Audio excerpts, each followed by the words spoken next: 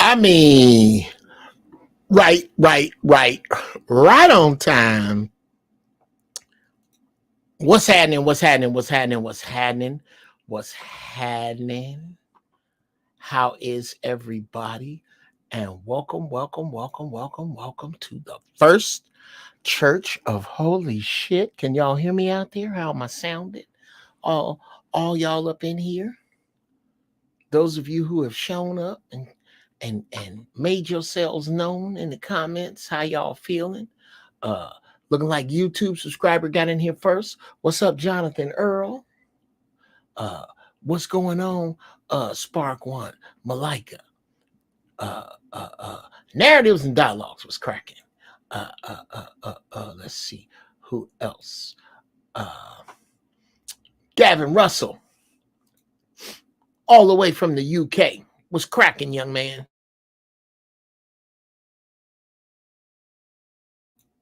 What is going on? Johnny West, everybody, man, everybody up in here. Thank you so much for showing up to the first church of holy shit. If he is I am him, the brother with the tinted brim who is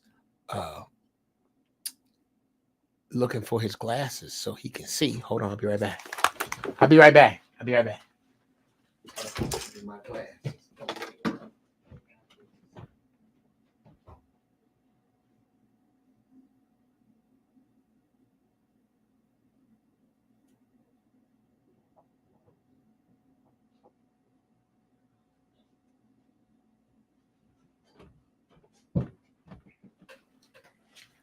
All right, goddamn it. I'm back. I'm back. And I'm up on it. Now, welcome you again to the first church of holy shit, where I am the pastor. And hoping this Sunday finds you well. Hoping that everything is good with you and your family as we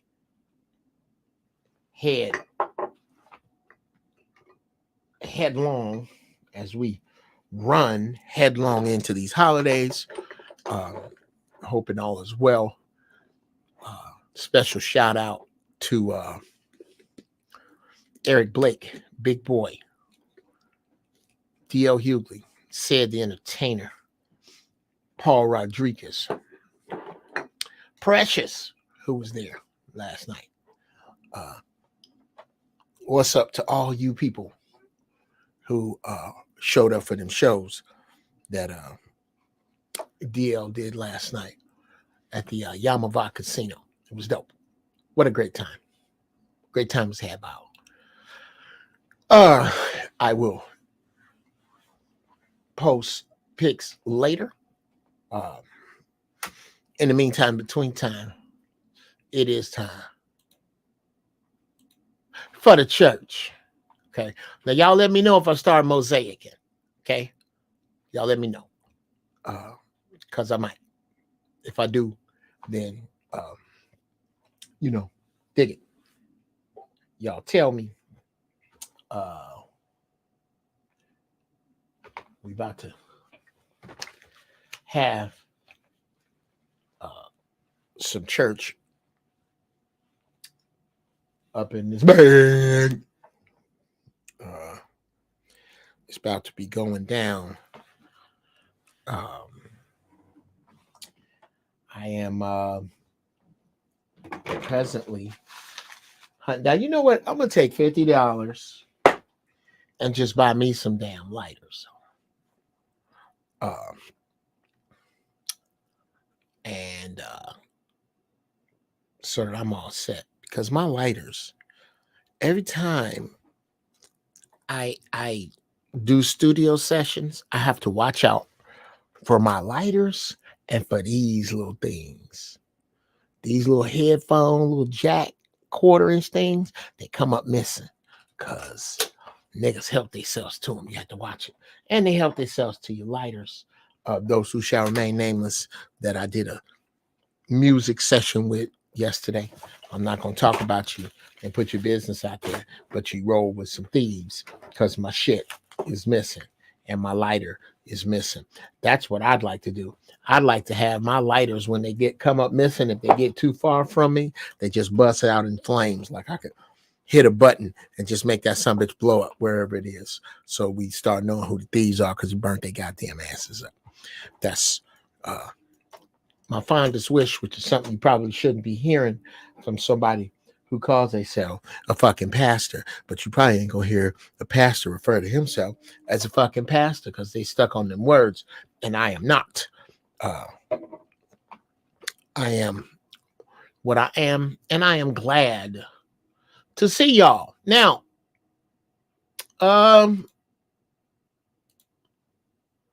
let's find today's strain.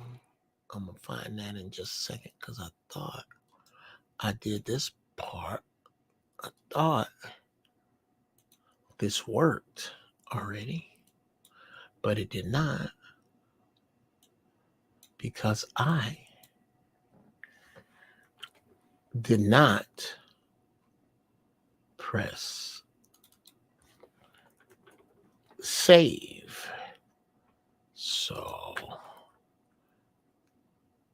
there we go. Now, okay, where is our strain? Today's strain is White Widow, which is what I'm smoking on right now. And it is a good, smooth indica smoke that puts me right where I need to be to get what I want to do done.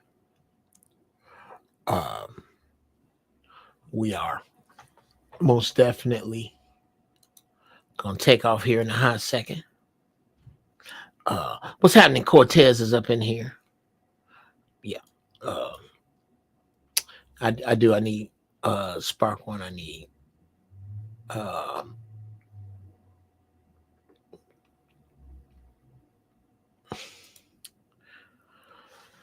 my clothes are still wet, so I got another 24 minutes uninterrupted. Yo, uncle, you need to try one of those rechargeable plasma lighters. No joke, no more fuel. Okay.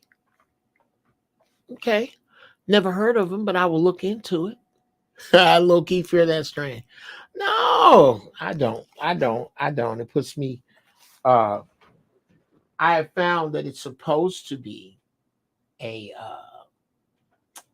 it's supposed to be one of them indica strains that knocks you on your ass, but that's not the experience that I've been having. It's been really putting me where I need to go, Tony Golden. I'm good with it. Hit the like button on the way in. How do I look, y'all? Am I mosaicing? Am I yeah, let me know.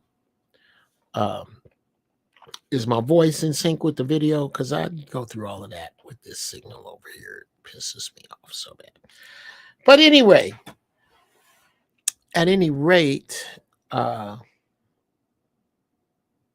let's discuss the origin of the First Church of Holy Shit. Bay. Oh, that's cute. Is that what you're gonna wear? Oh, I like that. That's what I'm doing. Okay. I'm gonna get that. Babe, could you do me a favor? Yes, sir. Any lighter that you find, any lighter. If there's a lighter. Lord, let us buy more lighters. Yes, buy me some more lighters. No, you. I don't buy lighters. Okay. I don't even know where to get them. I'll see if I can find one. Just anywhere. If you see any lighters, like in the drawers downstairs, anywhere. I love you so much. I love my wife so much. I'm a handful, people. I'm really a handful. And our matches is good. I'm gonna need some matches, but matches is good.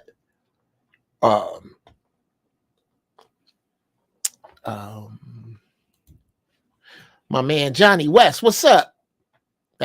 That hoodie's a beast on your picture. We just got legalized out here. I'll look downstairs. So now I get to thank you, baby. These will work just fine. I'll look for a lighter, but those I know are up here. Yes, there's 300 of them. Take my best shot 300 times. I will not, except this weed. Yeah, my wife is dope. We just got legalized out here, so I need to know what strand I'm really smoking. Okay, first off, I need to tell you niggas, it is not STRAND. It is STRAIN. Yes, baby. No, not really. Why? He was already in it. Oh, Captain Shitbox. Oh, Did he eat most of it? He did, but the next time that you leave town, I'm going to leave that dog up the hill with steak sauce on his back. I hate my wife's dog. I really do. I've never hated a dog before. Never. I don't even know. I feel guilty sometimes until he fucks up again. How I feel about this dog. I will never, take it from your Uncle Jeff. Never get a Shih Tzu. Shit's right in the name. They're horrible dogs. Anyway,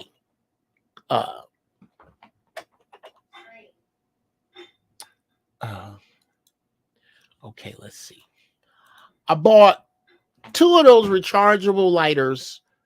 Yo, you can like have them open and put them in a cup of water and they will still work. No problem at all. It's a trip. Put a link, Jonathan Earl, if you could. Put a link to what you're talking about. And because I'm down. I need to pick up some lighters today. Because as you can see, nigga, I'm on a box of matches. Okay. Now, with that out of the way, let's get on into while we be here.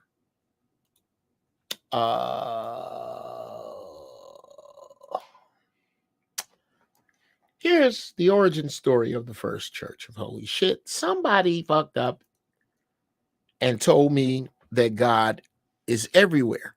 So I pray from right here. Saves me 10%. I never miss a game.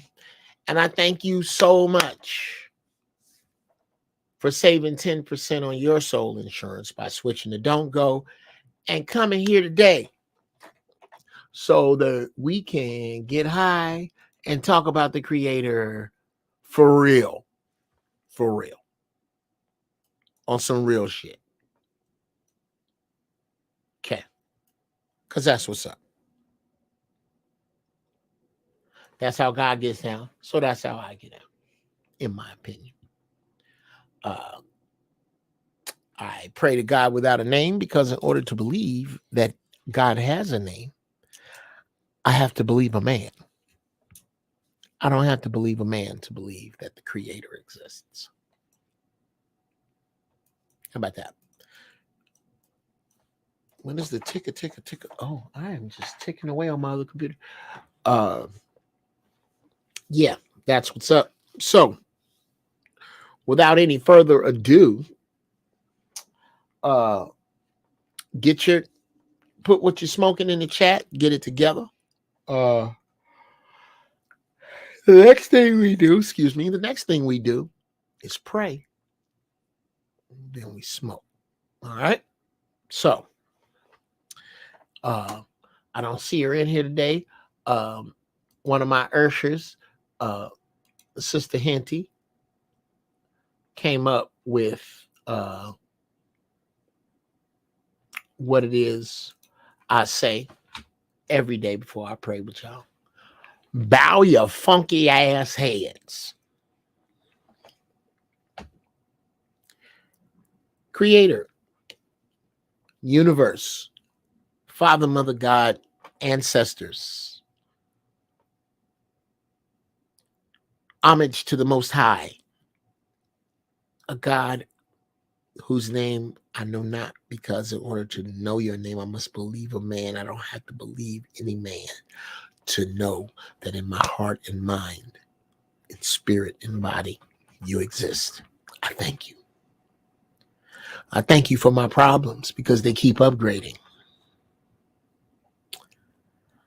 I thank you for my health and my strength and my children and my possessions and my influence and my contacts and my resources. I thank you for all of those things.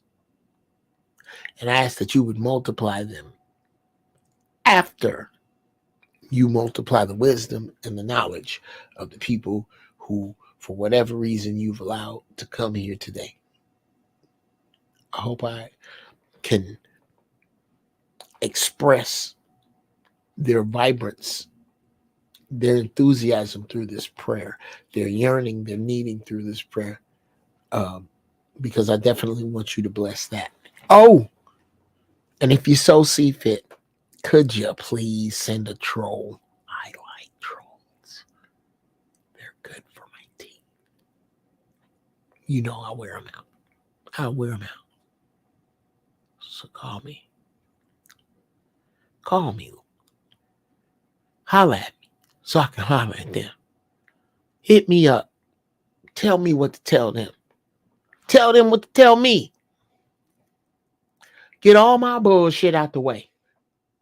I need to be bullshit free in order to do this. And I need to do it right. And I have no choice but to trust and obey the voice, the quiet voice. Make us more sensitive to it. Ask these blessings in the name again of a creator I know not, and in that of my ancestors. My grandmother, my grandfather, my auntie, Jackie, her son,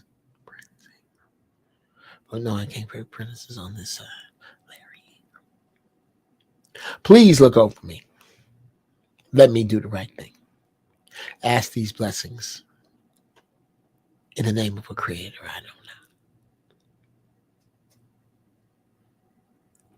And it is so. And now we smoke. Okay. I can't see y'all because I didn't fuck my shit up. Okay. Bam. There we go. And now we smoke. Okay. It's going to take me a second because, nigga, I'm back in the 20s. Nigga, I'm striking mattress. There we go. Okay. Angle that up. Get a little of that wood cracking.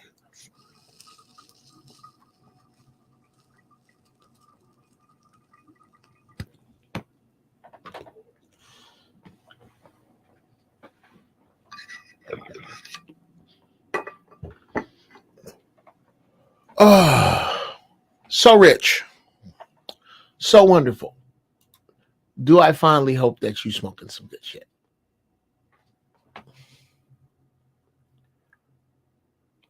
Don't, no, Uncle, no. Wait until it burned past the tip. Real bad feelings. Okay, I think I know what you're saying. Yes, sir. Yes, sir. What up, Yogi? What up, Top Shelf? Good to see y'all in here. Now, I say we go ahead and get down with today's get down, which is, to what do you owe the pleasure of the future? To what do you owe the pleasure of the future? Now,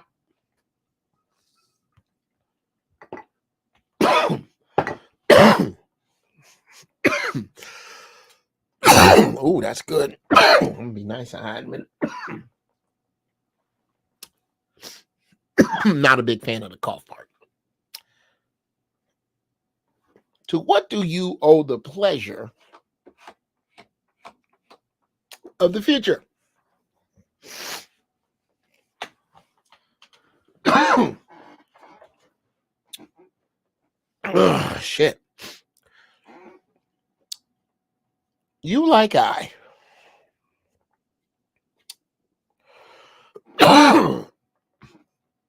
Countless times, no doubt, over time, have heard that phrase. Generally, in some sarcastic energy that has something to do with he or she who is saying it not really liking or giving a damn about who is in front of them or why they're there. You know, to what do I owe the pleasure? That's some dripping with sarcasm ass shit right there. Man. Usually when somebody say, to what do I owe the pleasure? There is no pleasure involved. It's some snarky ass shit to let the person know you talking to that you really mean the fuck you want. That's really what you usually mean when you say it.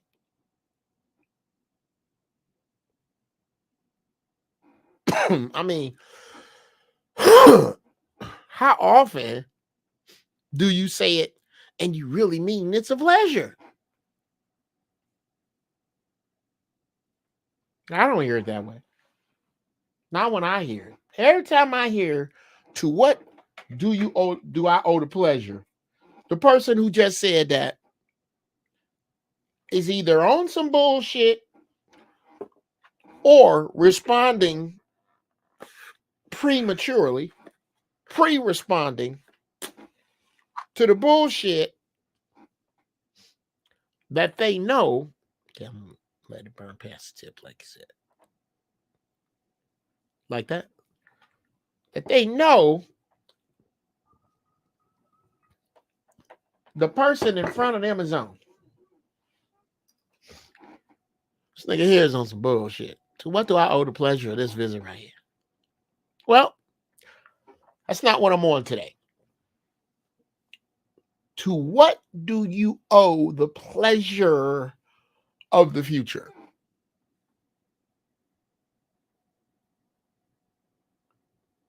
Let's start with the pleasure of the future.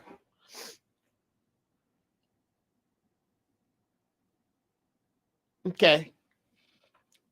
The pleasure of the future is purely and selfishly about your vantage point of it. That is the pleasure of the future.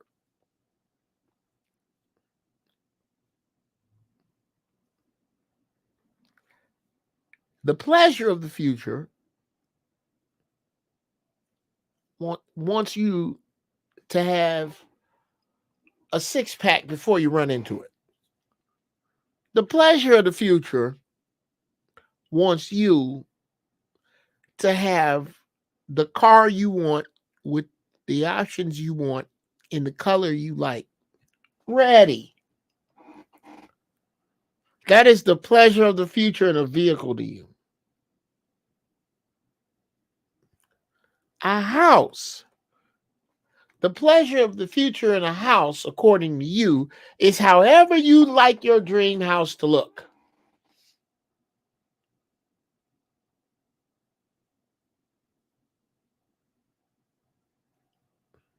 You wrap your brain around that?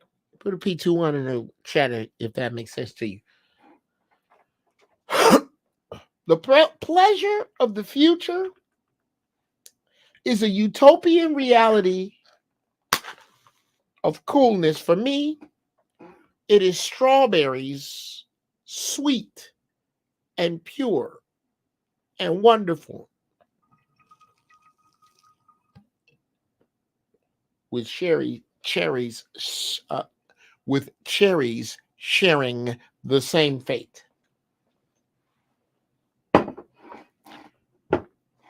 Size of a fist next to berries. Size of a fist.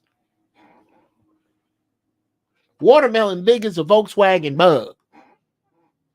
And extremely, extremely juicy and wonderful. Oh,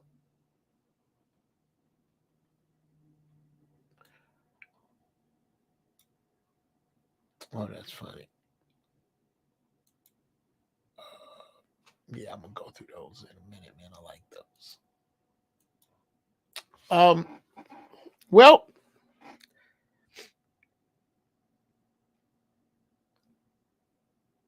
The pleasure of your future has a price.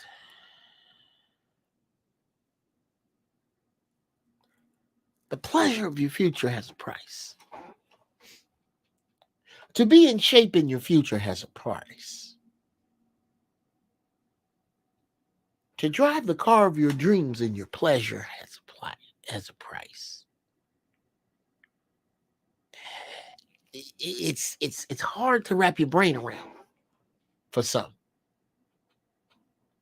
But everything you want in the future to go your way has a price. Failure and bullshit and malaccomplishment and discontent, they're all free.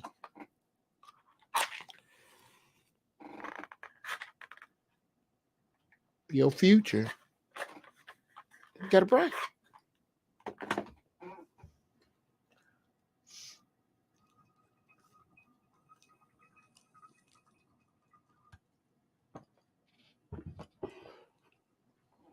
How much that price is determined purely, again, by the goals set or not set, achieved or not achieved by the builder.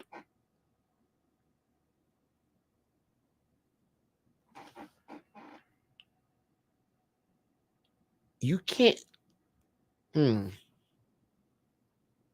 Yes, you cannot separate the pleasure from the lust portion of it, if that's your pleasure. Whatever they finna do in there. That's your pleasure. You don't get to judge another man's pleasure, is my point. But whatever that is,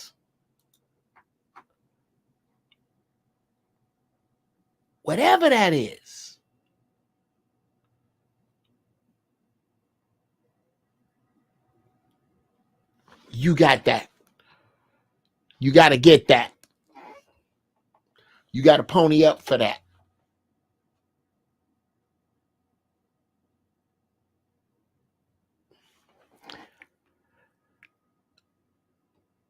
The pleasure of the future is the direct inverse of the displeasure of the future. How do you get there? Well, let's reverse any of the shit I said before. The displeasure of the future is connected to your dysfunction, your disjointedness, your short-sightedness. These are the reasons that you go. Ooh wee, Johnny West. I'm finna start out.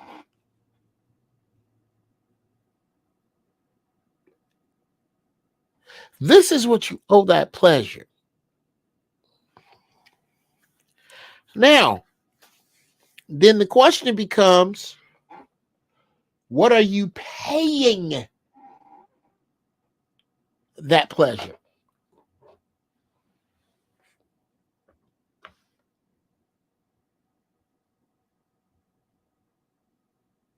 What are you paying?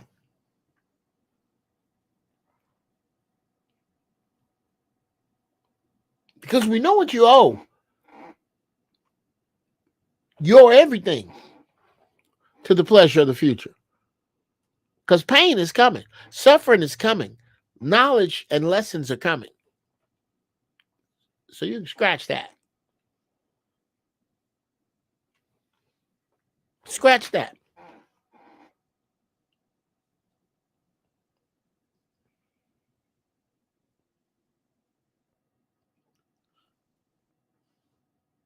The pleasure of the future depends upon totally how you lay down your right nows.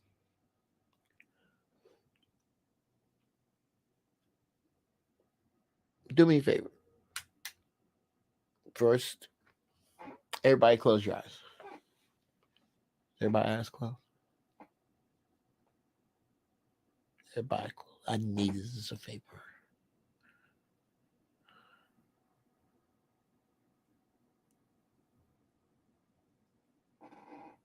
Let me see. Give me the words. There we go. The inverse of the pleasure of the future is the displeasure of the future. And if all the future is, and let's talk about what time is. Time is a bunch of right nows laid on top of each other to represent this space-time experience we are having in the flesh. So then the future must resemble the layers of those times. Can't use it on mail. The layers of those times of the right nows. Just a consistent layer of right nows is what the future is.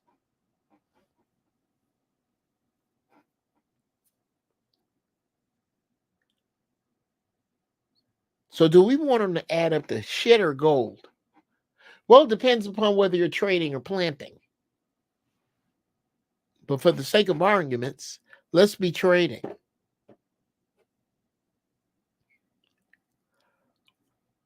What's going to happen, people,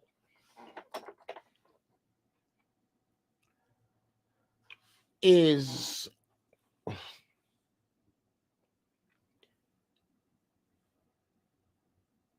you're going to have to take to heart this phrase.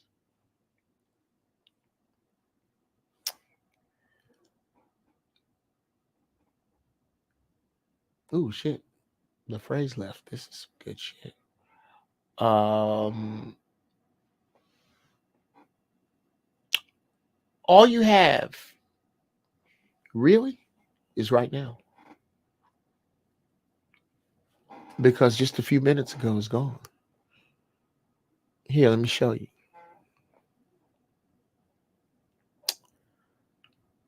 Everybody here remembers their first tool being pulled, we'll say, as a kid. Everybody remember that? Good. Everybody remembers the wiggliness of the tooth, the anticipation of it falling out, the feeling like you just lost a kidney because it's a piece of you. You remember all that. The pull of whoever snatching that something out.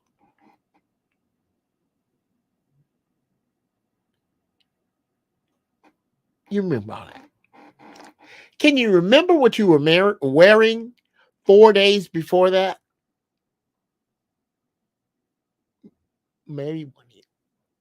Can you remember what you had for dinner 5 days before? Can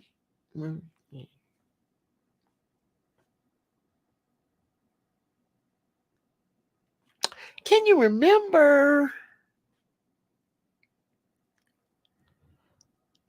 what you had for dinner that night, Ty? The night they pull your tooth for the first time.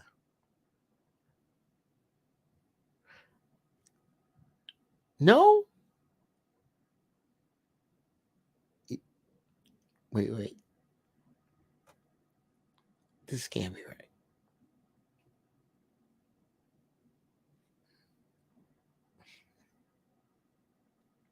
Give me the words.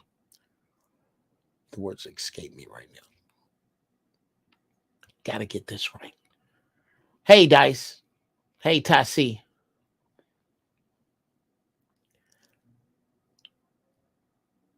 The words are running from me right now, people. And I can't bullshit you. I gotta give you this right. Okay. Stack right now. The inverse. Somebody tell me what I was just talking about. Put it in the chat. In the time being, I want you to try Uncle Jeff's Pure Natural Shea Butter. And go to coverthatass@gmail.com to get some of it. Yeah, I don't think nobody going nowhere either. Jonathan Earl. I just and thank you, brother. I cannot. I don't play with the voices. I don't play with this thing, whatever, gift, curse, whatever the fuck you want to call it. I've been given it. Zoe me. Hit the like on the way in, y'all. Show love. What up, Zoe? Are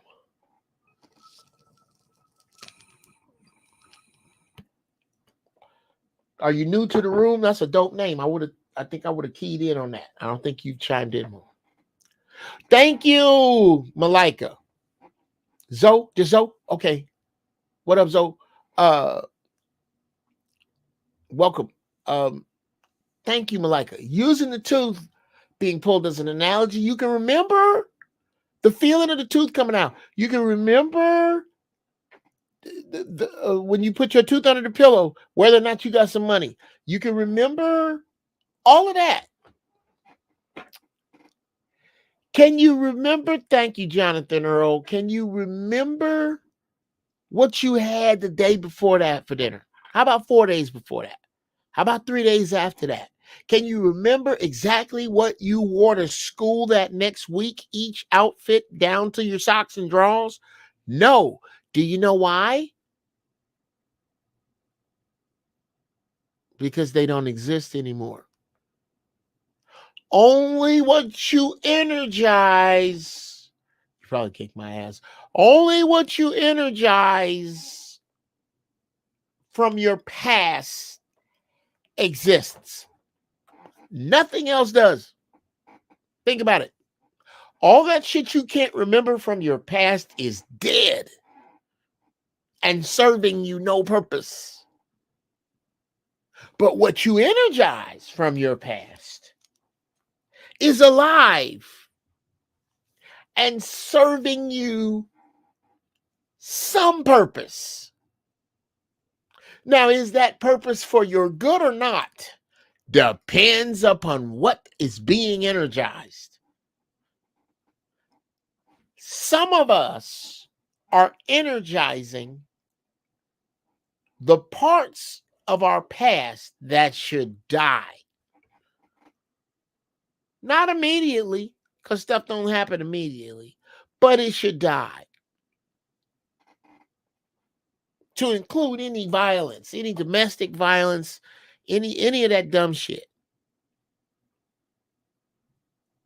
It should die, but it doesn't. You know why? Because we have a tendency to energize the negative parts of the past.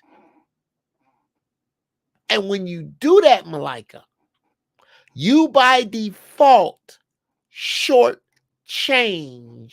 the pleasure of the future, because what you focus on, you get more of. Anybody else going nuts with this squeak on my chair? What you focus on, you get more of. So because you're focused on that bullshit set of right nows that equaled your breakup, that equaled your eviction, that equaled you getting fired, that equaled that car accident, that equal in the negative.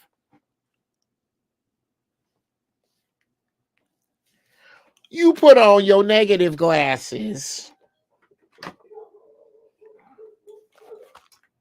when you look at other shit.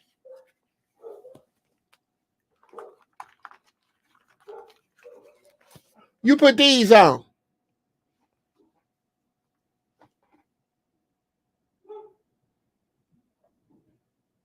And when you look at shit through these,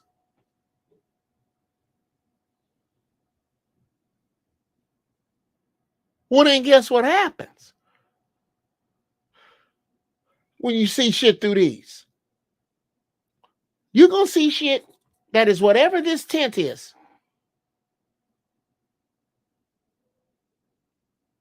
Whatever this prescription is.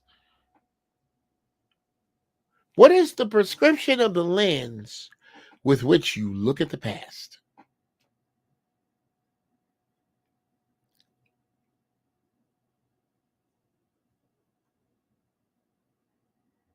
What is it?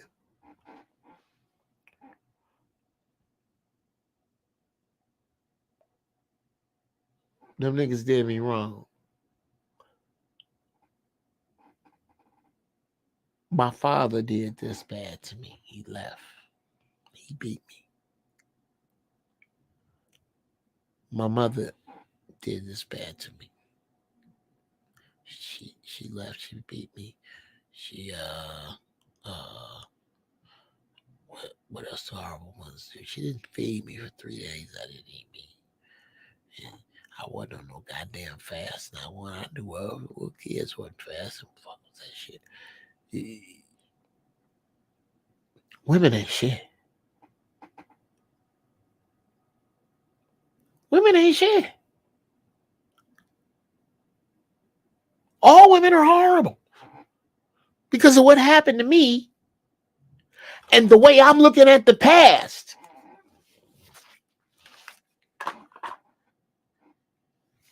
And what I'm energizing. Oh, I got these from the Pasadena swap meet. I couldn't tell you where to get them again. They were just on the table. I had to have them. I couldn't tell you where to get them. But you're energizing, yeah. You're using these to energize the past. And what happens? That negative projection becomes the roadmap in front of you.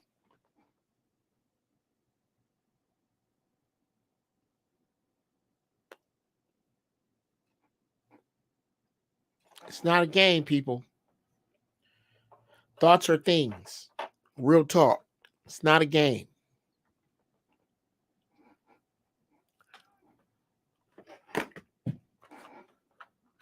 You are making your thoughts things.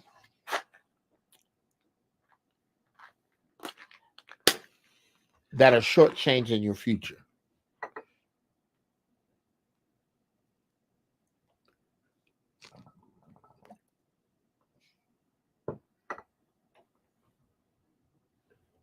You're shortchanging your future. You owe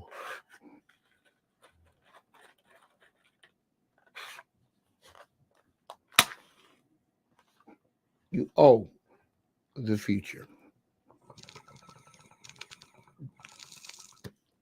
You owe your future better than that, guys. Your future don't deserve that bullshit. Jonathan Earl, your future does not deserve to be looked at through the image of the bullshit goggles you focusing on the past. It don't. What you focusing on from the past is fucking off your vision of the future. Oh, I'm preaching to Jeff Brown right now.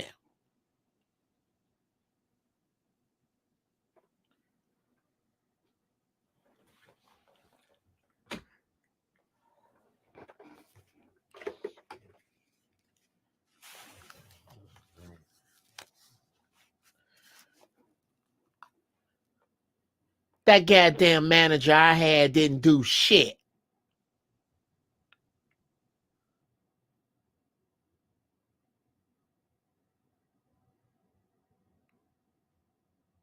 That agent was stealing my money.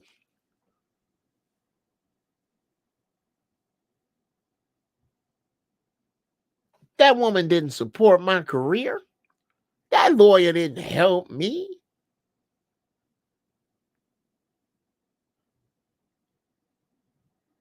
I lost them cars that's worth a gang of money now. For what?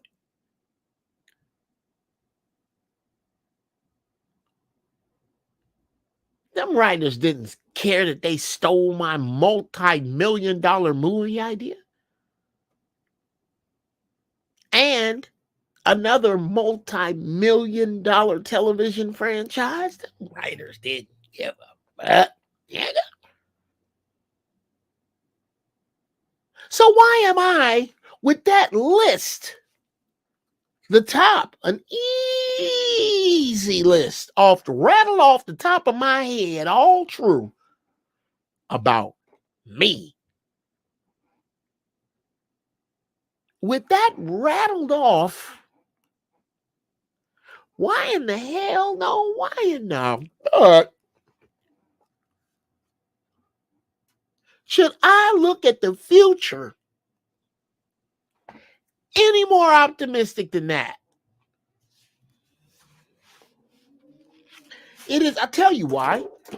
It is because in order to do so, I have to energize the negativity of having bad management. Not glean the lesson from it and move forward. Energize it. Managers ain't shit, so I ain't gonna get one.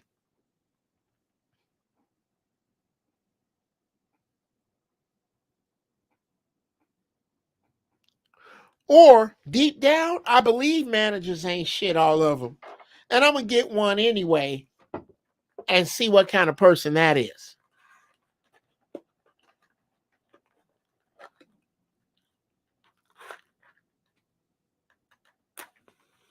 Because that's what I'm doing, really. That's what I'm doing,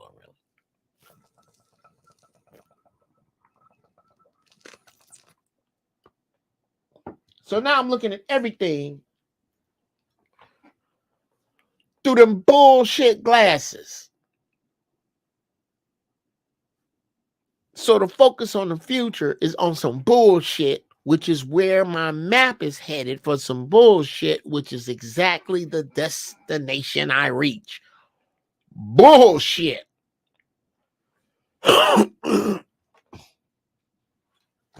On lock, that's all I'm gonna reach. It's bullshit if I got bullshit in here. Because it is magnetizing me to more bullshit. Now, is this to say that you just take all the bullshit on the chin and act like it didn't know? But you don't drag it around with you. This dead weight, this dead energy, this dead. Think about what dead weight means.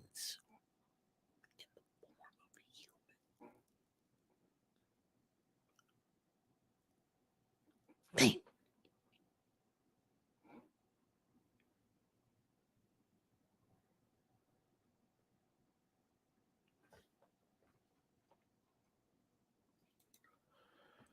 For sure, and God never stops giving you ideas. God be bestowing me so much, I can't even sleep. Bro, look. Look. Let me see if I can find it real fast.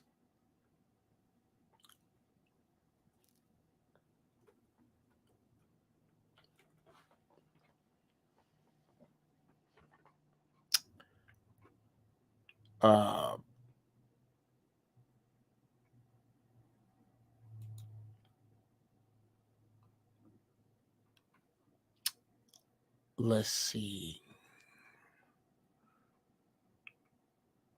I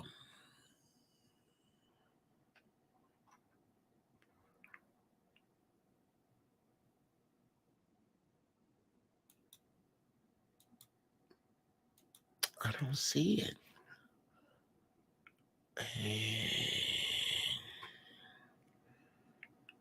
I'm looking. Let's see.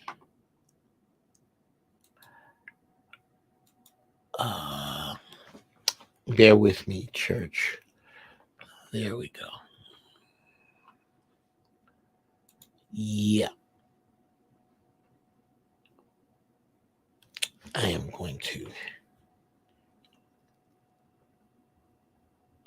share this with you from a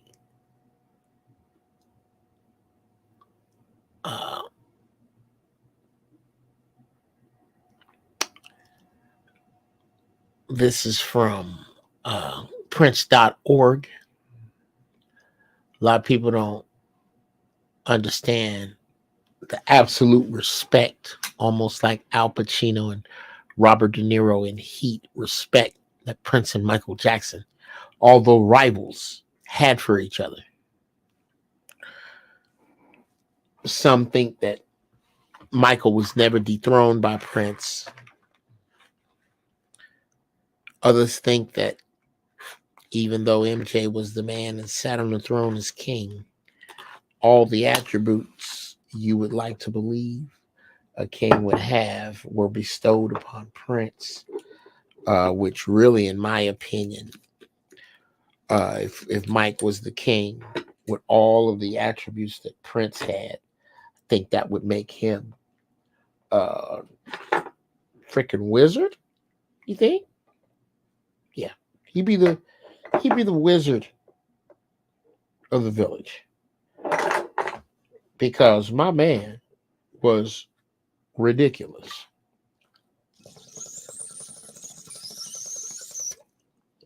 Not bad, Jeff Brown. Didn't mean to burn my fingers. So I want to share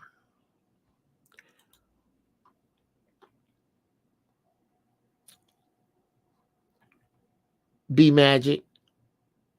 I want to share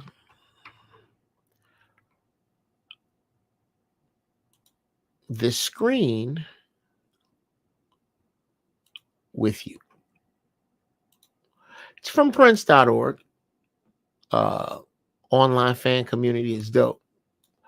I belong to it.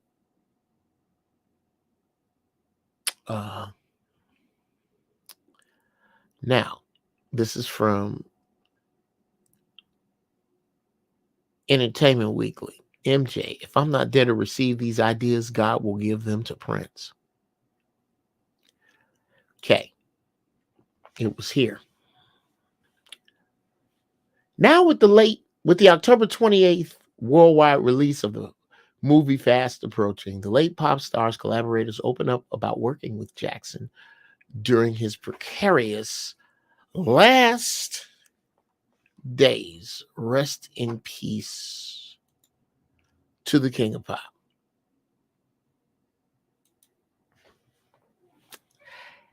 At age 50, Jackson hadn't toured in more than a decade, but while his team worried at times about his health, his imagination was as active as ever. In fact, as the production got underway, it quickly became clear that Jackson's creative ambitions for the concerts were beyond anything he'd ever attempted.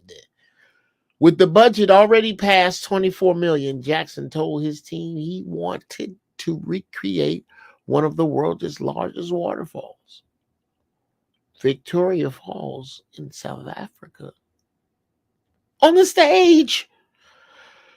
I was ready to jump off the balcony of my office, says Randy Phillips, president of the concert promotion firm AEG Live. We went and met with Michael and director Kenny Ortega. Michael and director Kenny Ortega said, Michael, you got to stop. We've got an incredible show. We don't need any more vignettes. Michael said, but Kenny, God channels through me at night. I can't sleep because I'm so supercharged. Kenny said, but Michael, we have to finish. Can't God take a break? Without missing a beat, Michael said, you don't understand. If I'm not there to receive these ideas, God might give them to Prince. If I'm not there to receive these ideas, God might give them to Prince.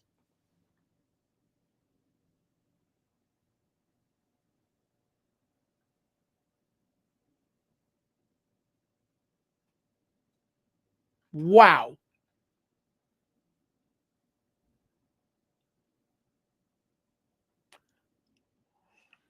So what does that say about Michael's experiences? The nigga,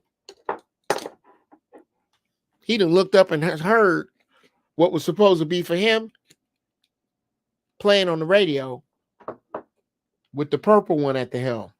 That's happened. That's had to have happened. He had to have his rear view goggles on deck and have seen that before. That didn't come from nowhere.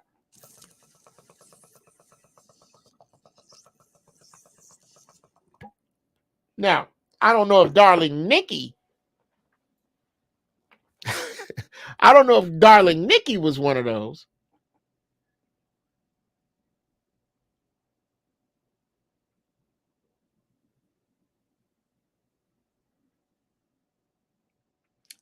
Nah, Mook, he wasn't playing.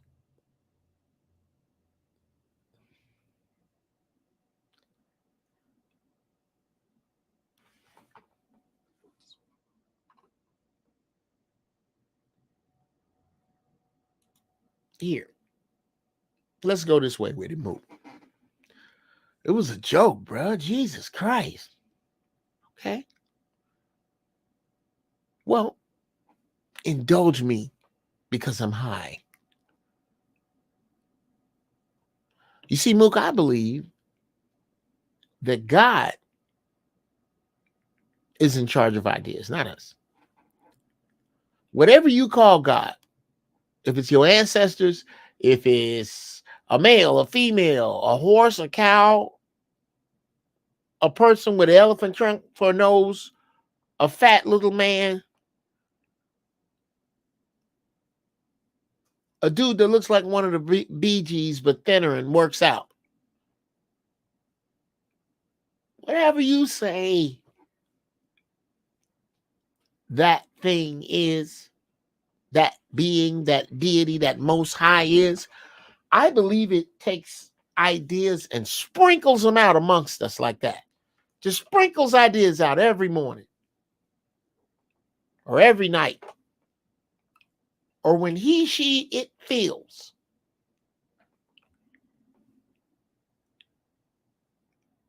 And they're blips that hit antennas.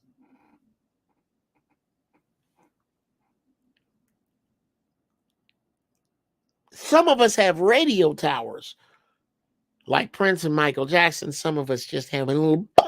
That's it. That's all you. Boom, that's all you got is that right there. So you can't pick up much.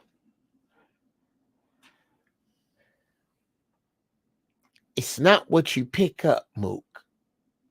It's what you pick up and run with.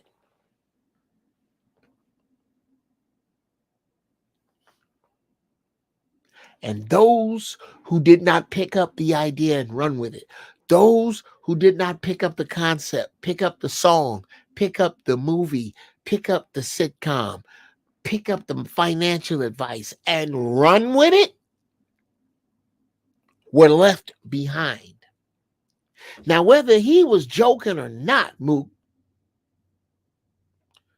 I'm not going to let this opportunity go by and not say that dope shit I just said to y'all. So he might have been joking. Unimportant to the story. What is important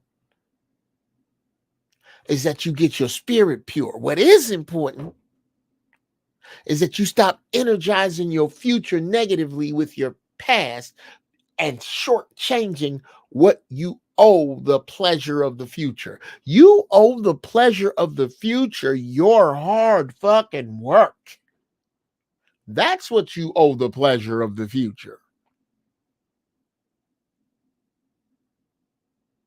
You owe the pleasure of the future a plan today.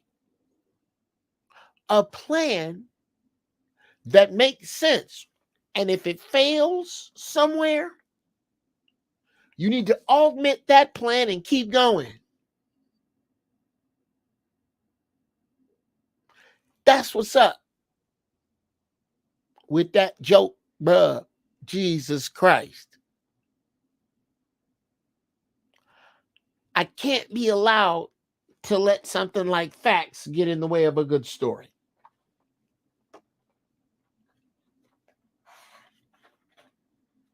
Now, let's see what you guys been typing.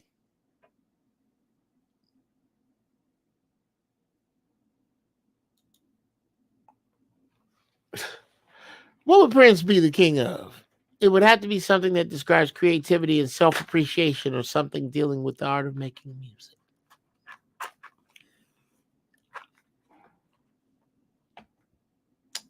Yeah. Okay, don't go out. Don't go out. Yeah.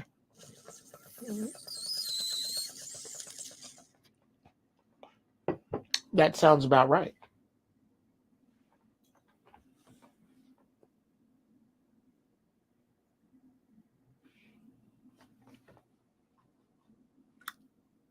To be honest with you, I like to leave that ambiguous. I don't even really fuck with that, because then we get into a back and forth about Prince Mike. Exhausting. I don't do that. Okay. Now, what do we have here? Yes, Gavin says no such thing as original thought. No, I don't believe so.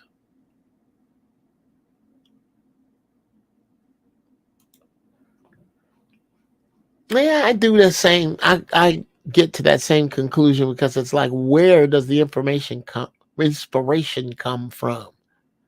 You know what I'm saying? It's really on one place. Real talk.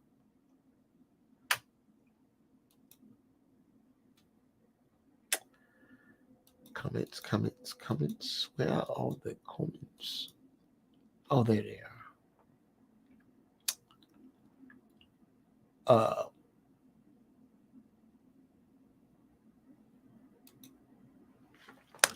If Dirty Diana was flipped to Prince, Prince could have even held that epic guitar solo too. Yeah. But imagine Darling Nikki in the imagine Darling Nikki being given the mic. He gonna go, I knew a girl named Nikki. I guess you could say she was a sex fiend. Is he really gonna do that? Masturbating in the magazine. Is he really gonna do that?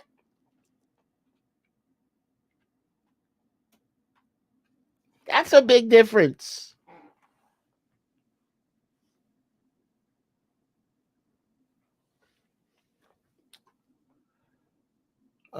Let's see.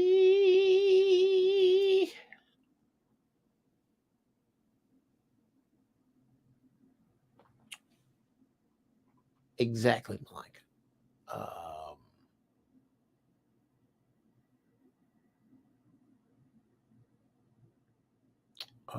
Here we go. Nope, that's what I want. Who was better, Alex O'Neill or Morris Day?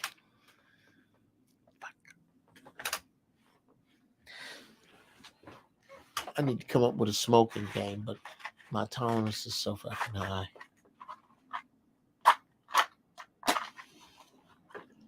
Like right now.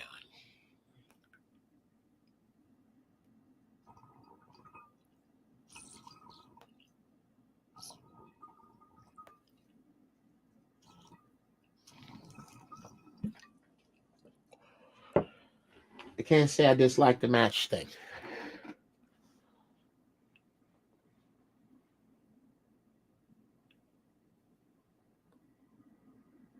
Who was better, Alexander O'Neill or Morris Day?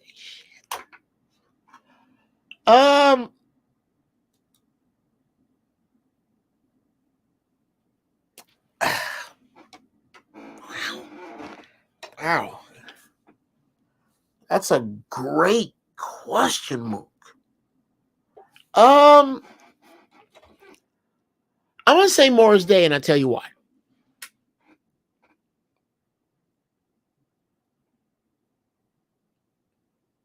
Yeah, it's easier if we do them like this. Okay. Alexander O'Neal. Charming, charismatic, handsome in his day. Sharp dancer on stage. Sharp dresser on stage. Crooner. Sing his fucking face off. And Alexander O'Neal, I like to say he sung like a man, if that makes any sense. I mean, I know El DeBarge is a man, and I know I'm closer to the El DeBarge things with my voice.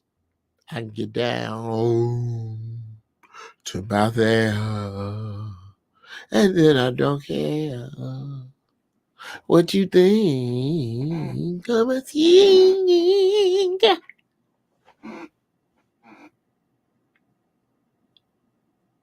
But I don't sing comfortably down in the bass department the way Alex could. And when he sung in his regular voice, he just sung like a fucking man. Just listen to him and get back to me.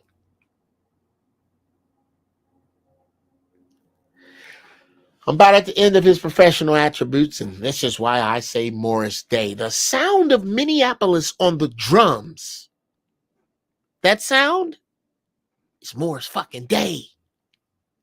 Morris Day is the sound of the Minneapolis drum sound. That's the way Morris Day plays drums. As a matter of fact,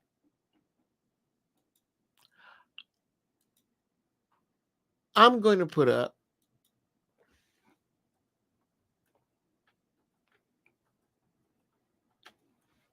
I'm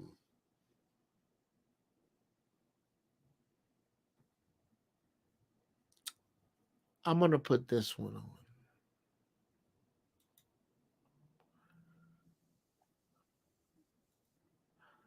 on. This one here that I'm going to put up. I'm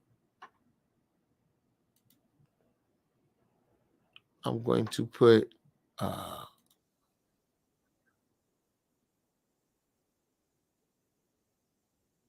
I'm going to put this one up.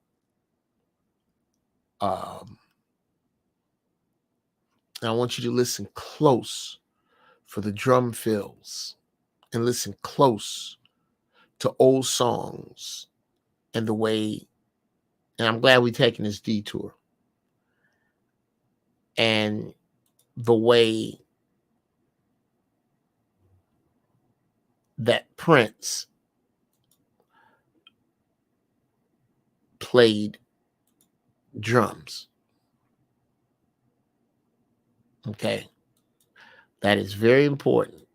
You have to, matter of fact, I want you to put that in your mind when you hear this. Think of Prince on the drums. Think of Jelly Bean on the drums. And listen to this. Yeah. Hold on, I said, can I play? Yeah. Hold on.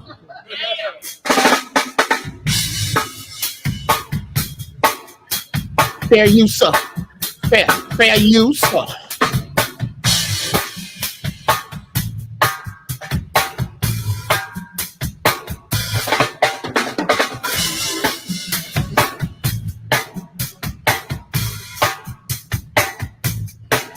Good job.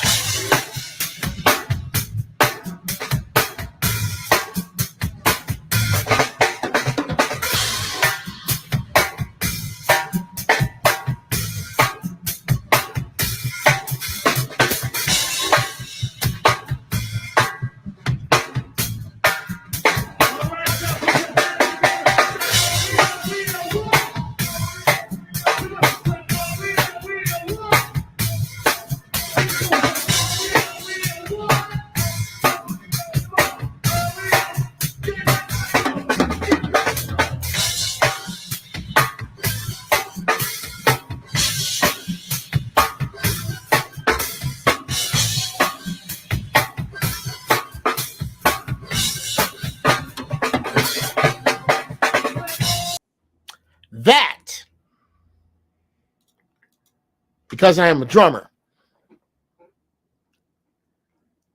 Because my style is kind of like that. The Morris's use of cymbals. God damn it. Morris Day is one of my favorite drummers. Morris Day. The Minneapolis sound on the drums is Morris Day. You can hear it. Less in Michael Bland than in Stokely. But you can hear it in Michael Bland. You can hear it in Stokely. You can hear it in Jelly Bean. And I don't know who started it, but Morris Day is the one that brought it to wax behind Prince. And with the time, that sound on the drums.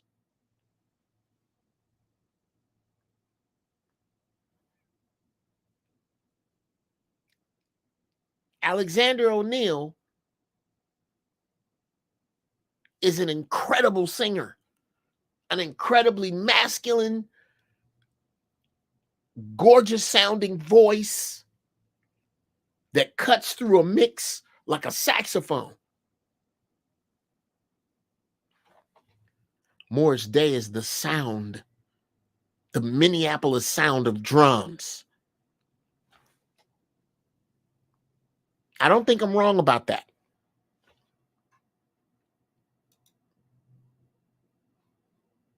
I don't think I'm wrong about that.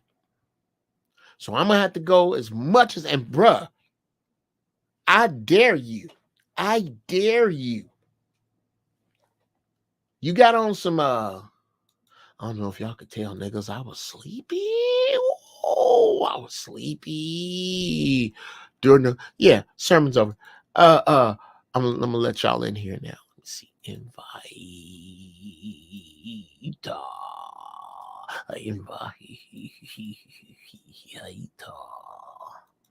I'm gonna invite y'all in to this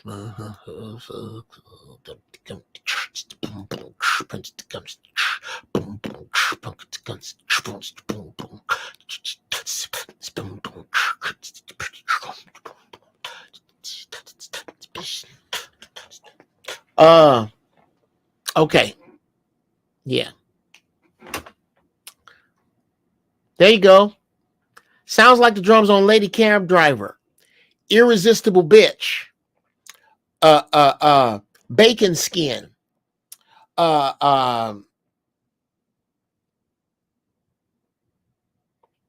If you listen real close, Chili Sauce on the Bird. Do you know why? Listen to Prince play drums. Prince plays drums like that. Now, I don't know who came up with it, but I identify it with Morris Day. It just sounds so natural, even when it's imperfect. Even when he flubs the shit, it's so funky. It's so funky.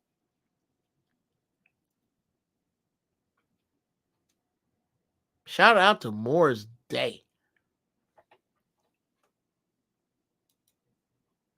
Harvey Mason was a bad man on the drums. Also, okay, look here, Mook. We can run the list of drummers. Harvey Mason, I may argue with you, Harvey Mason is a technically more proficient drummer than Morris Day. He ain't funkier. Not to me. He funky. But nigga, that Morris Day defined a sound, a time. Yeah, Celeste Harvey Mason, R.I.P. Yeah. Harvey Mason, R.I.P. Yes, ma'am. Harvey Mason Jr. Is one of the underdogs that produced a gang of hits. Why you wanna be like that? By Tyrese, a gang of songs. Yeah, I gotta hit you later. Produced a gang of songs. Bad dudes, the Underdogs. Look them up. Ruben Studdard, gang of people. Underdogs was bad. They had a hot sound for a while that I still love, but music ears are fucking fickle. Anyway, let's do that. And then speaking of my music, I want to hear some of it. Let me see. What am I in the mood for that I have here? That I have. Yeah, let's creep along under everything for this.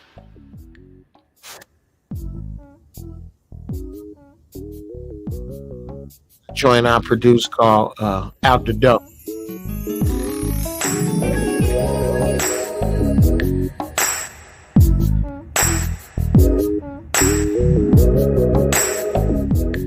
Now, I'm gonna let this play real quick while I go get me some water. Yeah, I don't want no tea. I want some water. I'll be right back. And then the door is open in the chat if I want to come in. Come on in.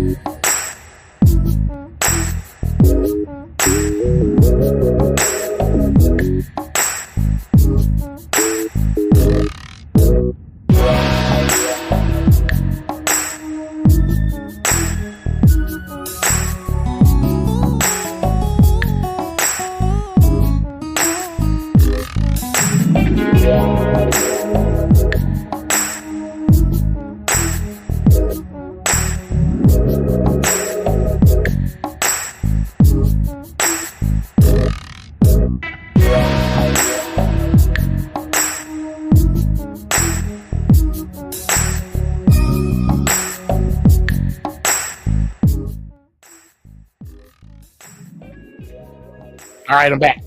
I'm back, goddammit. Okay. Sorry it took so long.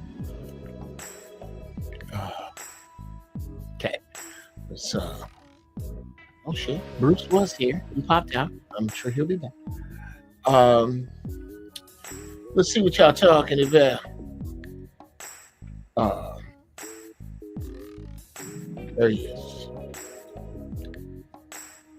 Young Master Bruce, Spark 1 coming into the room. What's happening, people? How are you? What say you? What is on thine mind?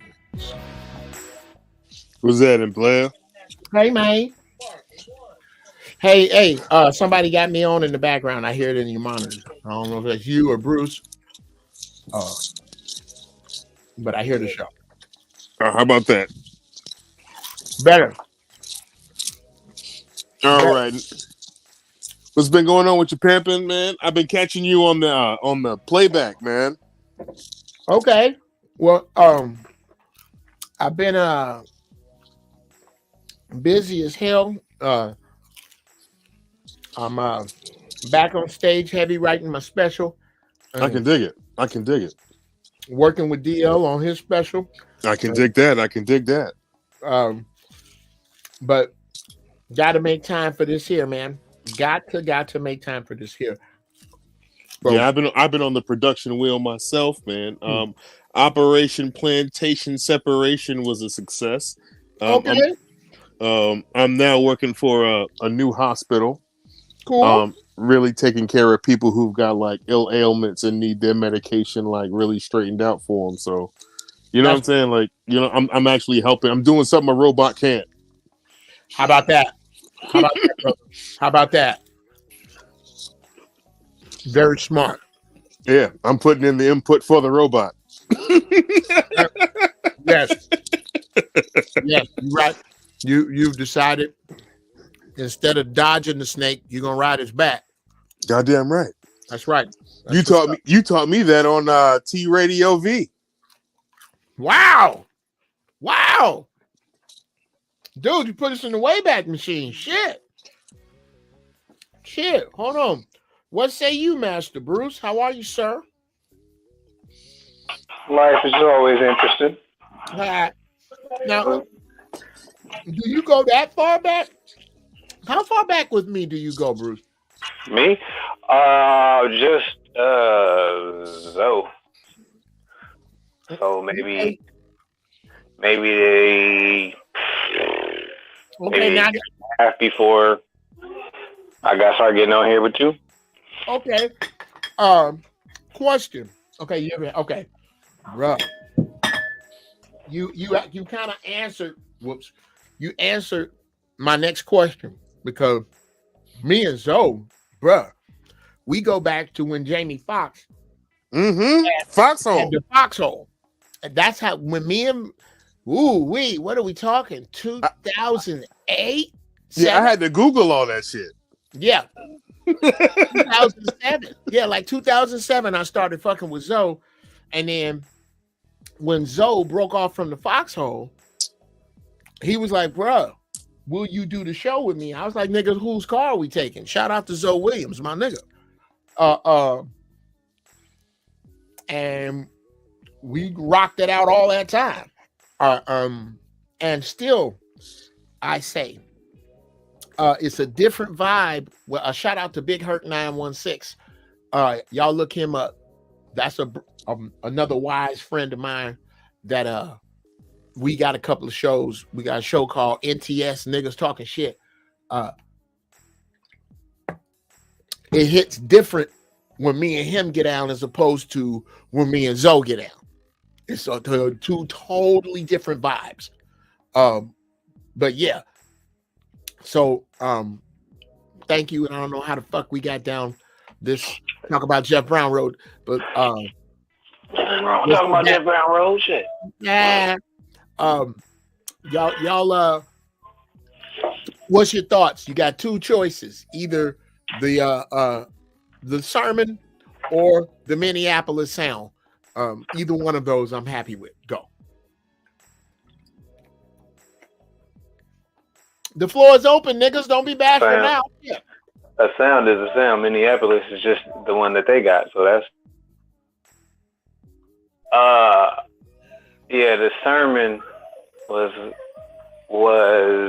always interesting because I've talked about that before. I didn't phrase it that way, but yeah, you get around people and everything they got to talk about is just trauma talk. That's all they want to talk about. My mama did this to me. Ooh, trauma talk. Bro.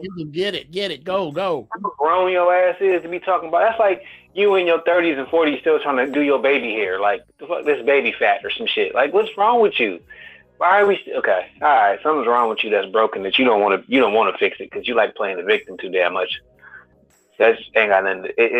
That's what I think it always is. You just need to be the victim. Like you're a Jew. Like you have this Jew mentality. When anything happens, well, my mama did that to me when I was like, but you got kids now. Why are we talking about what happened with your mama or your daddy? And my daddy was never there, so I don't know how to regulate myself. Nigga, meditate. Like you look up everything else on Google. Google that shit.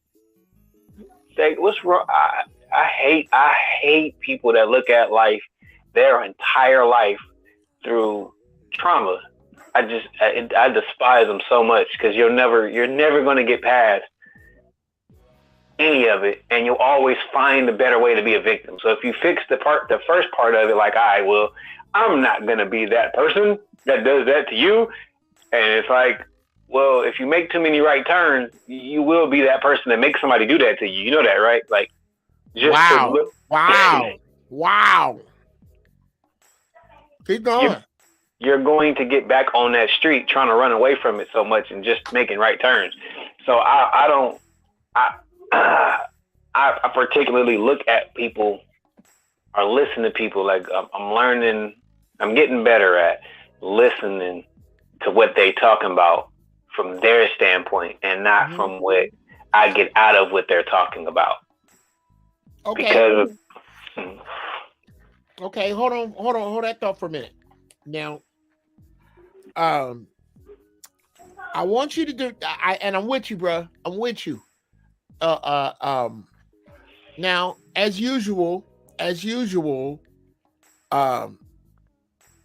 Bruce is a samurai whose sword, I don't block it. I just catch it between my hands. Like, let me stop you right there. Okay, you cannot just cut up the visiting school. Okay, just hold on. I need you to differentiate what you're saying from from recognizing your subconscious programming. And you are aware, I've done some shit on subconscious programming. So you kind of, you dig where I'm coming from, right? Mm-hmm. What is the difference? I ask you this, between trauma talk and recognizing your subconscious programming? What you say afterwards. Wow. Go, young man, go. What you say and do afterwards. So if recognizing somebody's word, if being out of form with somebody's words is something you have to train yourself to do, then so is recognizing what they do when they so-called have a problem and how they go about fixing their own problems. Because most problems, I mean, you adults now, so you ain't meeting no more kids. That shit's over with. So if you're an adult, what are you gonna do about the shit you fucked up about? Because I can't do nothing about the shit. Wow. You came in here with this. I can walk with you. I can't walk for you.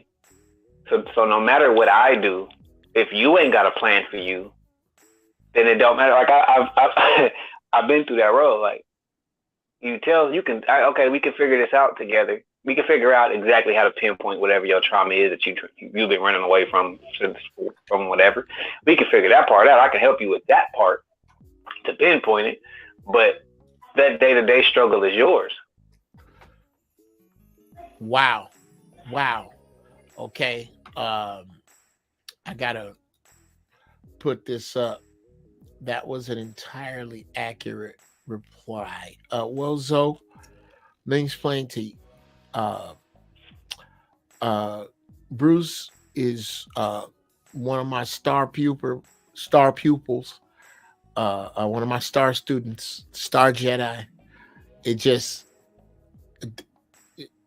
Bruce is if you watch The Godfather, Bruce is Sonny. So I had to stop him, and right where I stopped him, it was perfect. That was the perfect answer to it. As a matter of fact, my challenge. Let me bring Johnny up here. My challenge is to answer my own question without stepping on your feet, which is what is the difference between trauma talk? I dig that too. Man, you get some fucking stars today, young man. Trauma talk and recognizing your subconscious programming. I would say trauma talk is where it is the Somebody Done Me Wrong song. The if I sit here with you long enough, if I sit here with you long enough, I'm gonna hear everything everybody did wrong with you. If I got 15 minutes, I can hear everything everybody did wrong with you. I'll say trauma talk is all. Sit tight. Okay. Hold that thought. Hold that thought. What's up, Johnny? Yes, sir. Definitely want to hear from you. Hold that thought. Trauma talk is that shit. And is as opposed to examining your subconscious programming, you are using it as your subconscious programming while simultaneously trying to excuse your subconscious programming that you refuse to change. You just gonna ride this fucking scooter in a circle, knowing it's in a circle. That's foolishness. It is foolish to live your life that way. Now, can we use trauma talk in a sentence, like an example? My daddy was never there. My daddy was my daddy didn't teach me how to be a man because he wasn't never there. So these things I don't know about manhood are because my daddy wasn't never there. That's one. Another one is my favorite one is you can't do that because my mother used to do that to me, so I don't know how to act when that happens. Excellent, perfect one. Another one. What's on your mind there, Johnny West? I was gonna say trauma talk is just people not taking responsibility for just growth. You have to grow, man. You have to be like, I don't know, like you can't let certain things that are uncomfortable hinder you from growth. You get always what I'm got to saying? move and communicate. That's how I Yeah, feel. yeah, like so what it make you uncomfortable? Move through it. You get what I'm how else are you going to I don't know, like I can't get down with the trauma bonding. Like like that always gets up under my skin. Especially when people talk about like how hard their life has been and stuff like that. I'm like, dude, bro, we all had a hard life.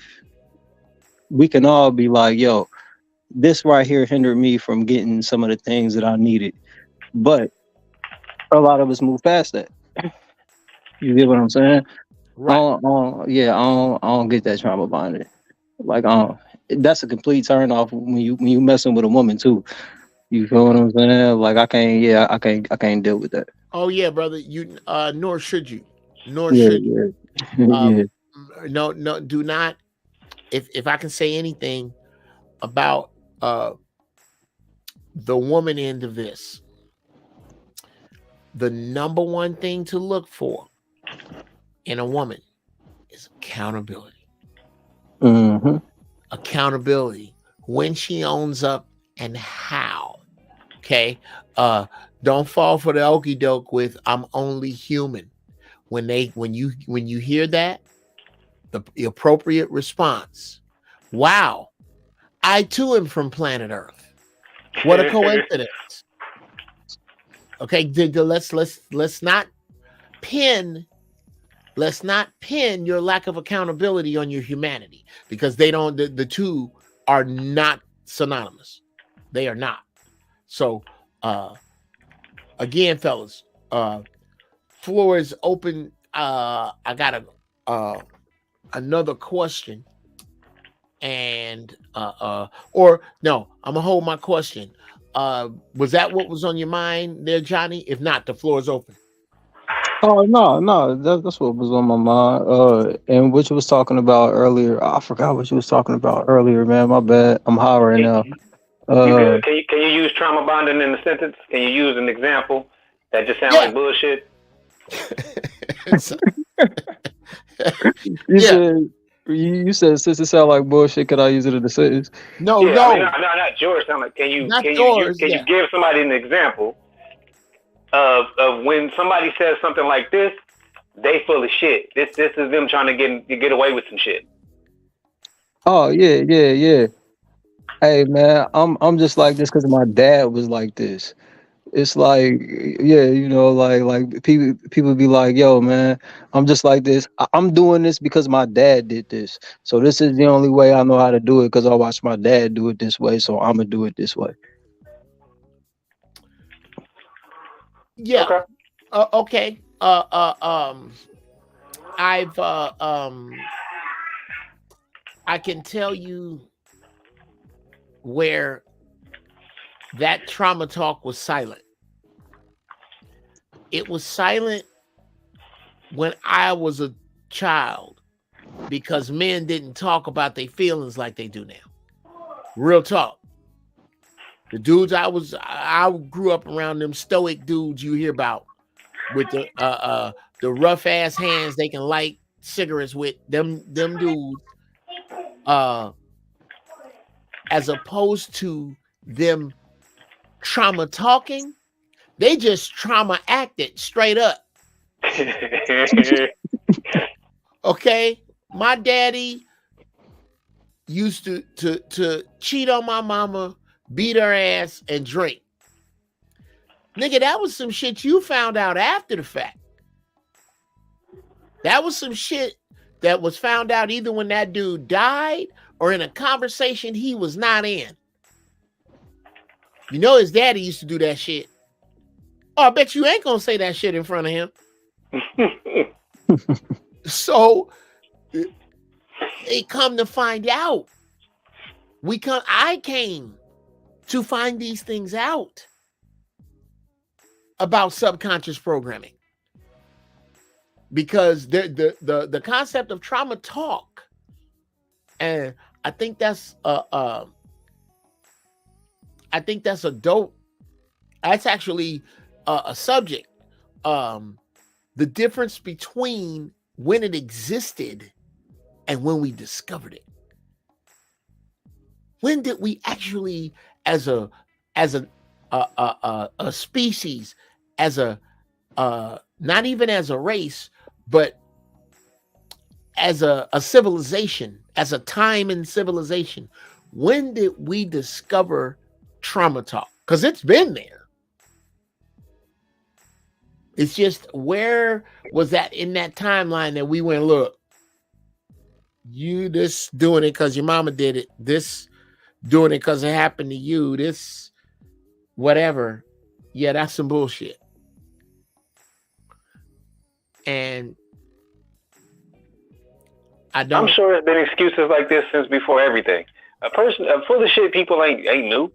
There's just more of them, and they more bold with their bullshit. But this ain't nothing. I'm sure this ain't nothing new. Motherfuckers, like, to hear parents, like my dad told me, ain't no book for parenting. So right. there is no perfect every 365 days a year you did everything right. That's not, you don't do that type of shit at work.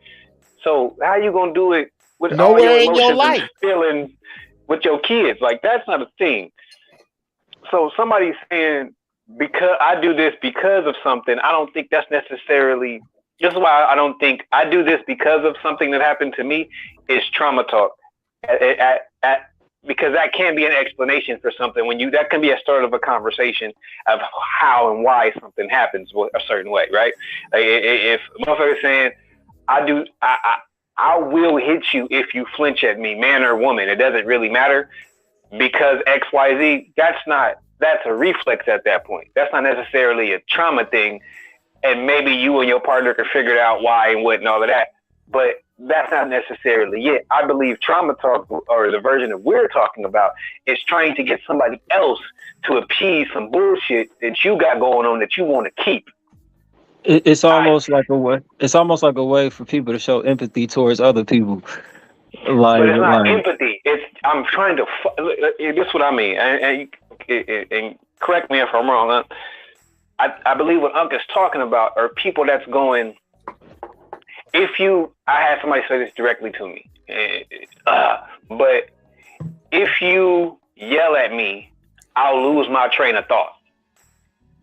This is an adult saying this to another adult. And when you go, why, you'll bring up some type of parenting situation. And it's okay, but you're an adult now. So if you yell at me, I've trained myself not to lose my train of thought. You're an adult, then don't yell. Then nobody bring yelling to the table. Now, if this person continues, the person with that brought that to the table goes, okay, and then they yell at you again, you're trying to get me to trauma bond with your experience, but you're not trying to acknowledge you can't yell at me. You're trying to get over according to some traumas. Okay, you lost me with the yellings. Okay, run me through it one more time. Okay. Okay, so let's see. Okay, so if you know how in mid argument you might get loud. We black, so we get loud. Yeah. Get a little loud. Right? It's not nothing personal. We just get loud, right? So if a motherfucker goes, you can't yell at me without me and continue to have a conversation with me, right? Right. And then you go, okay, well, if you my partner, I'm not going to yell at you because I do want to solve the situation. I don't want you to clam up. I want you to be able to talk, right? Okay. Okay. But in order for me not to yell at you, you have to watch your tone to me too. Yeah, and your slick shit. Right. You have to. We can have I know how to have a respectful conversation without the extras, but you have to agree to that too, right? And then they do. And then immediately when they have the next opportunity to yell or do some extras, clown, disrespect, bring up some shit that piss you off, they do that. And then if you get loud again, they go, you said you wouldn't do that to me. Oh, sure. Because my mother did that to me or my dad did that to me and I don't know how to function when they do that because whatever. But you said you wouldn't yell at me neither or disrespect me neither. So what you're saying, in essence, what they're doing is they're trying to get over by bringing up the trauma. It's okay when they do it. When they yell or they get disrespectful or they slight or whatever they method is to piss you off, that's perfectly fine. But when you do their method, they'll bring up some trauma. When my dad yelled at me like that, he hit me with a 2x4. So I think you're going to hit me with a 2x4, so therefore I can't conversate with you after you yell like that. Or when you start walking in circles, my mama used to walk in circles before she beat us. So when you start walking in circles, even though you say you just thinking, it's a trigger for me. But you have me walking in circles. I was just sitting down, and you're doing things to make me walk in circles. But I can't do my thing to calm me down without triggering your thing, but you won't stop triggering my thing first. Okay, I think I just, what I just put along the bottom. That sounds like accountability evasion. Well, sound like a narcissist. It's all right. All of you are absolutely right. As in, a narcissist will use this phrase that I got running along the bottom. Conversational entrapment. Okay, I'm gonna set a trap for you to break an agreement from your end blatantly, because I'm gonna do some low-key shit. I'll throw a tangent grenade. That's why your mama's an alcoholic. I'll not be accountable in order to rile you up, because I know it does. I'll just say stupid shit because I know you don't like it. I'll fuck with you in some way to get you to raise your voice. I have conversationally entrapped you, and now it's not about the bullshit I did. It's about this shit now. That's conversational entrapment. And as excuse me, as Jedis, we have to know better. We have to, that is a sharpening that I hope is happening. Is that when you see that, it is almost imperative that you don't call it. You don't call it. If you're not getting an answer to your question, you say that's a great answer to another question, but I'm going to need the answer to this one. Or that shit that you're doing, that thing, and be strong enough to know the yes, brothers. The more conscious you are of the weapon being used against you in a conversation, the smaller that weapon becomes. If it's just in conversation, I'm going to use a lie against you. If you don't know that much about that lie, bruh, that lie can fuck you off in this conversation. But the more you know about that lie, from just knowing it's a lie because of a couple of facts, or knowing it's a lie because there was no way it could have went down because you were there, or knowing there is no way you have the car keys because they're in my pocket. The more you know about the weapon being used against you, the smaller it is. So when you get this in a relationship, when you get this bullshit of any of it, any of the feminine bullshit that you do not agree with, you can now go.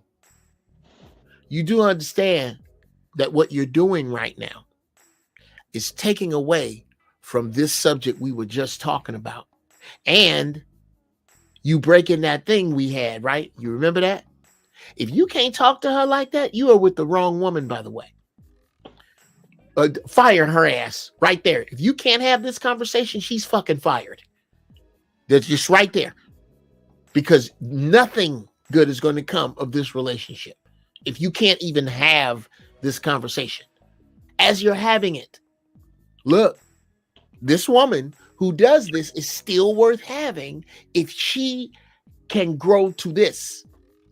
Look, you these things you bringing up, this direction you going, is taking us another way, and it's another way that I have no problem discussing. But I need to get back to this thing we was talking about with you first. Is that all right? Or we can switch the order and talk about this new thing first, get that out of the way, and then on your word, baby, on your word, after we get through with this thing you just brought up, we gonna go back to my problem. Deal? Nigga, if you can't get that from her, pack. And consistently, not the one time. Because people are the better, some people, the better you get at fixing shit, the better they get at being broken. Yep. So you that's why when he said the trauma talking it might be a pattern. It might be something you have to see in a pattern, because bullshit comes in all kind. Everybody cool when y'all first meet. Right. Everybody cool. Y'all first problem, oh, that's cool. It ain't that big of a deal. That whatever that is. To me now, if we talking about spaghetti today, And somehow in this argument or disagreement, because I don't even argue with people for real, I just disagree. You know, arguments come with violence, so I just disagree with people. And if we in a disagreement about the spaghetti and you bringing up something about your childhood, I promise you this will be the last time you cook it for me. This we ain't got nothing else to talk about. I don't care what you look like. I don't care how. Nah, because I ain't your daddy. And if you looking for your daddy in me in this argument about spaghetti, if that's something you can bring to me, you ain't fixed by now. I don't know what to tell you. I really don't. And I ain't the nigga to try to fix it. I'm not that king. I'm somebody king, but I'm not that king. And you can't be my wife talking about your daddy's issues or your mama issues. My wife. What are you talking about right now? I run shit. Like I can't run shit and be talking about this dude that took your crayons in 3rd grade and how you flinch every time you see crayons, bitch. Look, hey, love you, but you got to go. You got to go right now. Sure. Shit is just wild. So like, you gotta understand. First, to me, I don't think nobody should be talking to nobody without a plan for what you got going on. That makes all these conversations a lot easier. Because if it's a man to a woman and you approach her, if you ain't got a plan for what y'all about to do within that first, like before y'all link up and go kick it, if you ain't got a plan or direction you need her in, then you just wasting your time as well as hers. Let's just go ahead and get this out the way. Like, y'all, you just kicking it to be kicking it. And if you got time like that, then, you know, bless you and whatever the fuck you got going on. But most people ain't got time like that. And you find out real fast that this is some bullshit and she on to the next or you on some bullshit. So just to have these type of conversations, you got to be of some level of importance for me to even give a fuck about what happened to you in some type of way for me to want to fix it, because that's the only reason why you should be bringing it up in the first place. Okay, let me jump in there. That's interesting. That's interesting. I only got one spot of pushback. The thing about spending time with a woman is the agreement, especially in relationship, for you to share your spare time. Your spare time, no matter how precious. If you ain't got but 5 hours a week to yourself, 2 of them, you share those.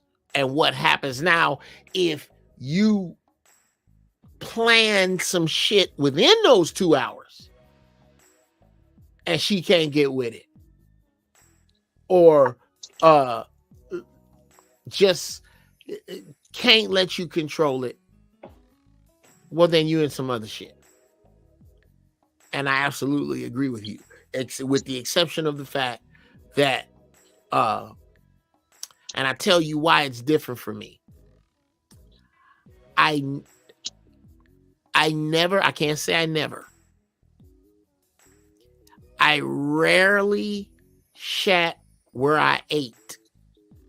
Seriously. You can do it accidentally. Oh no, nigga. No.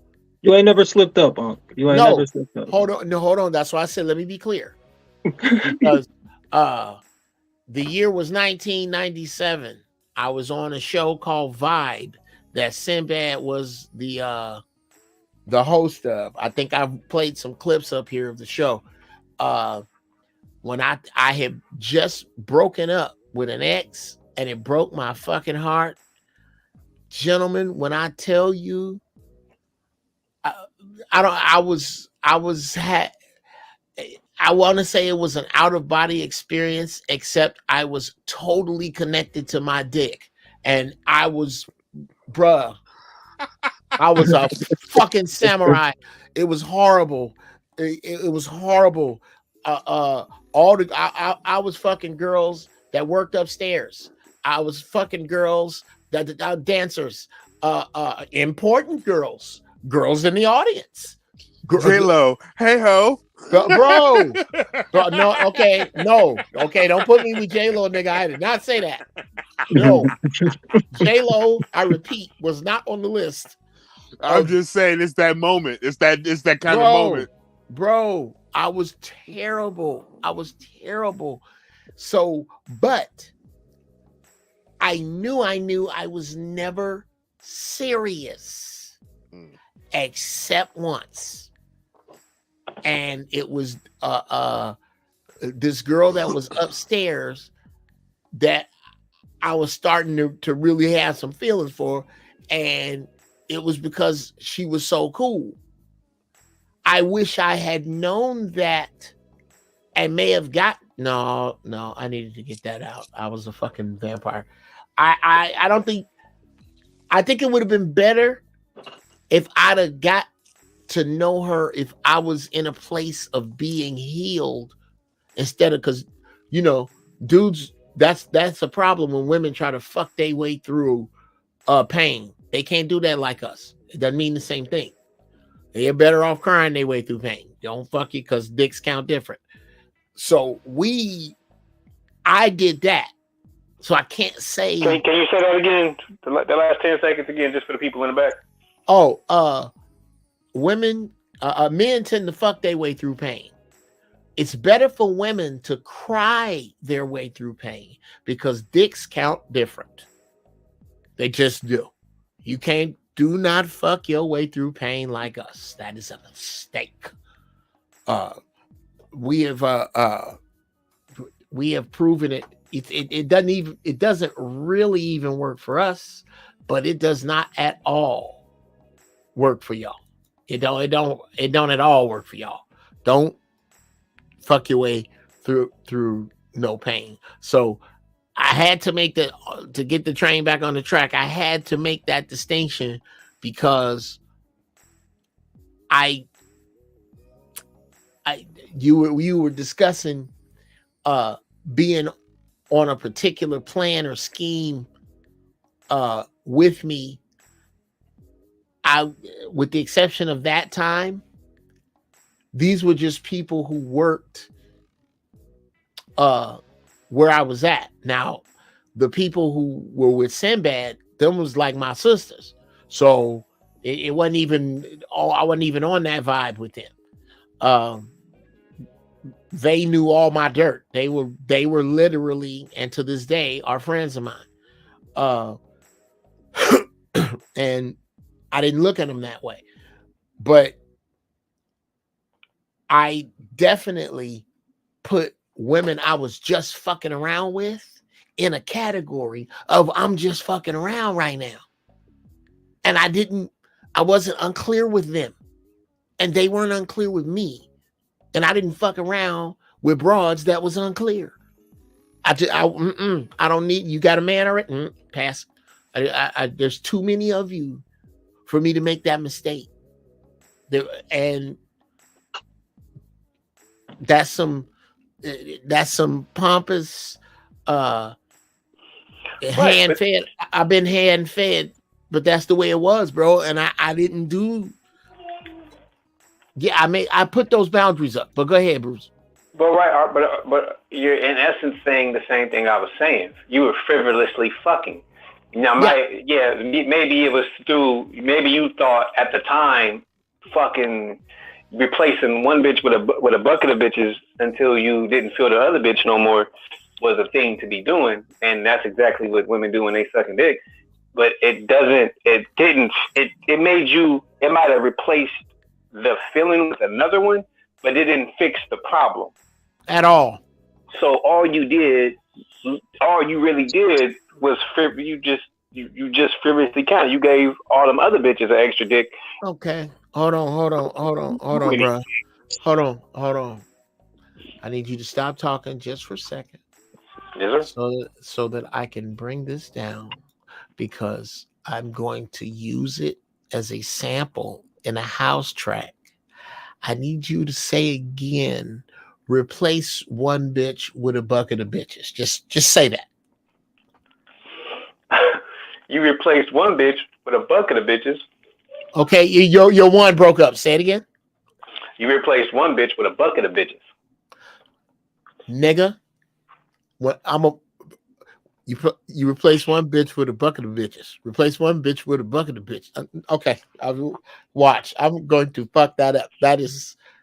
I have never heard anything. That it's incredibly crass, but I can't get rutabaga to work there.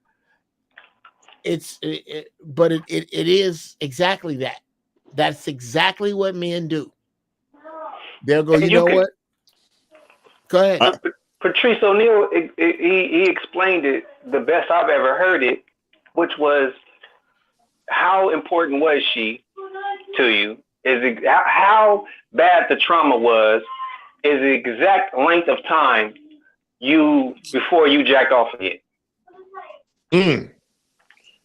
And I'm from Bruce's Hood, so that's up. Wait a minute, say that again now. Damn.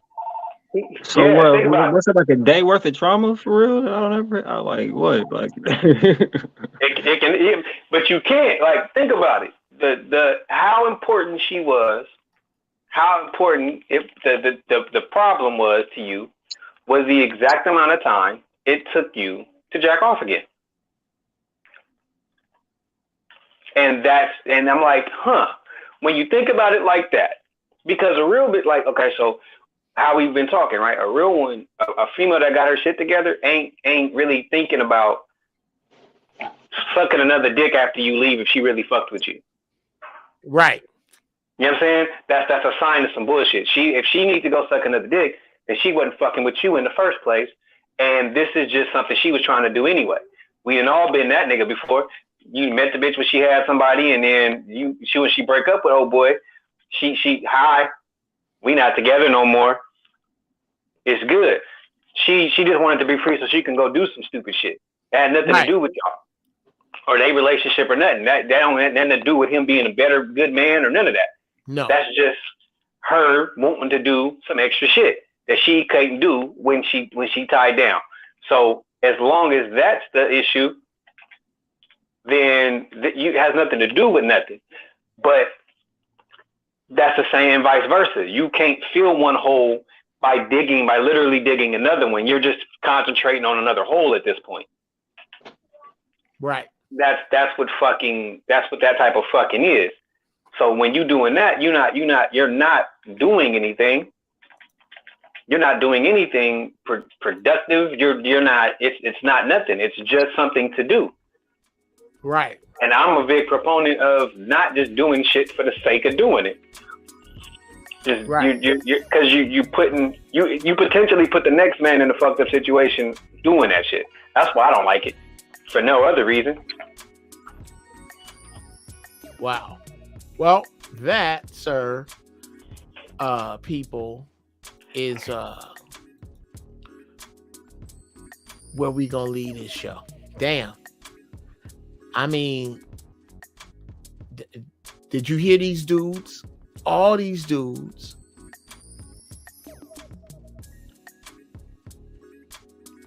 just took off from the free throw line. All three of them. Spark, Johnny, Bruce. That was a great show.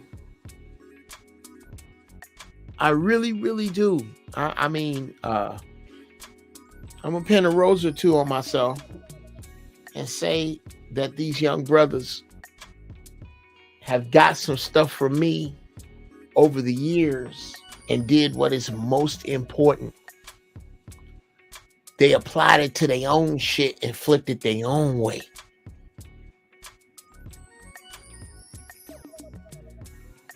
That dudes that I consider to study with me and under me, if you will, can say the same thing I can and articulate it totally different.